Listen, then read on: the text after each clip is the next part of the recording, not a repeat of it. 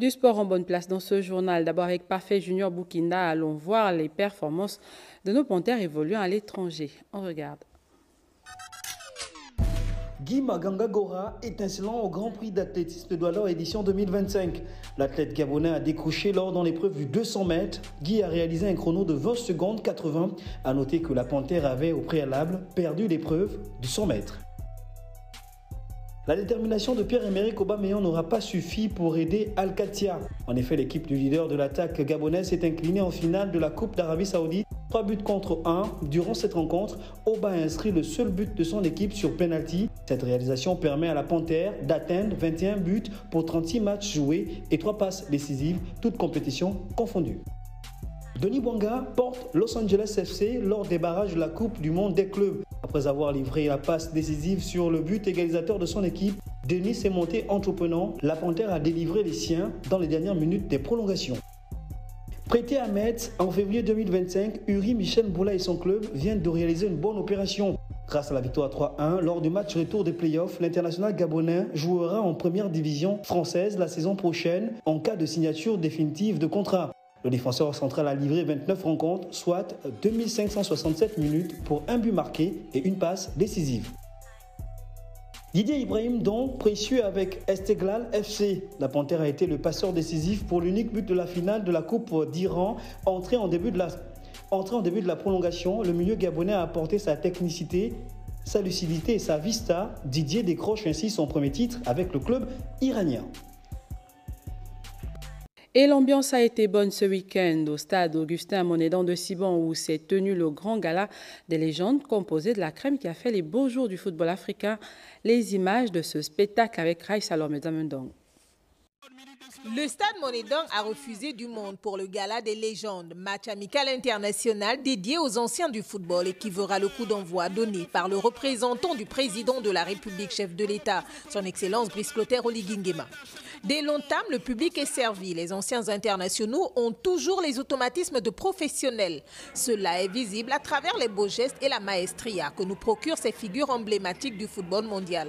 5-3 en faveur de l'équipe des All-Stars en bleu. C'est le score final de la rencontre Gabon-Guyane.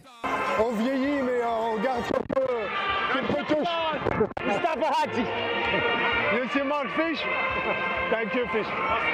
Le public a répondu présent pour cet événement qui réunit la crème du football mondial, entre autres El Hadji Diouf, Adebayor, Asamoah, Giresse, Malouda, Kalou, Bafoué, Fadiga.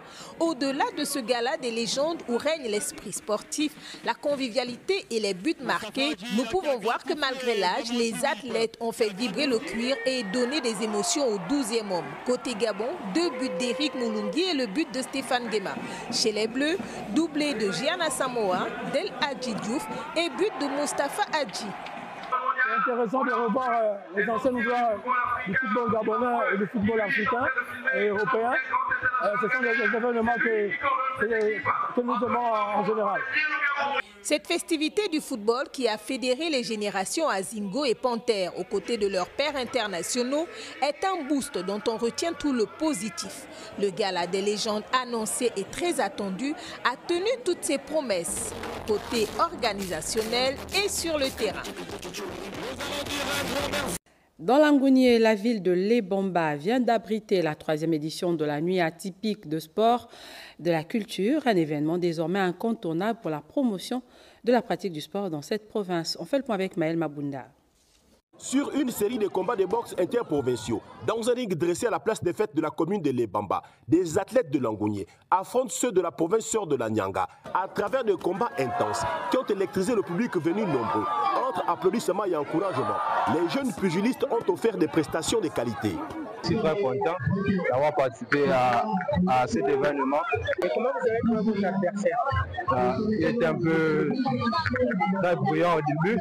J'ai quand même gagné le combat, c'est le plus important. Organisé par la direction provinciale de la jeunesse et des sports de l'Angounié, sous le thème « La cohésion au sein du sport », la nuit atypique a pour objectif de susciter les vocations chez les jeunes. La nuit atypique n'est pas seulement une fête, c'est un espace d'expression, de valorisation des talents locaux, de renforcement de l'unité provinciale et de promotion de la paix.